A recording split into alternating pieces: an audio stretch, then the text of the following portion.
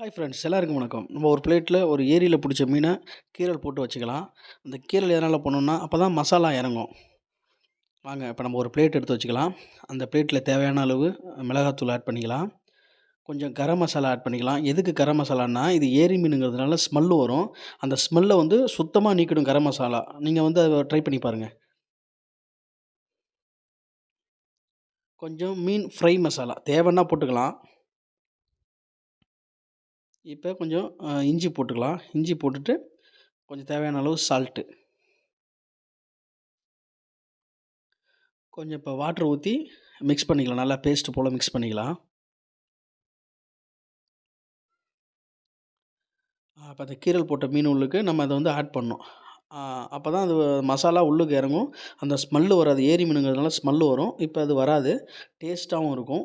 சூப்பராக இருக்கும். ஒரு டைம் நீங்கள் செஞ்சு பார்த்துட்டு எனக்கு கமெண்ட் பண்ணுங்கள். நிஜமா கீரல் போட்டுங்க. கீரல் போட்டால் தான் ஃபிஷ்ஷில் இறங்கும் மசாலா. வாங்க இப்போ நம்ம வந்து மீனை வந்து பொரிக்கலாம் வாங்க. பொரிக்கக்குள்ளே ரொம்ப மனம் வருதுங்க. Bye, we will meet next video.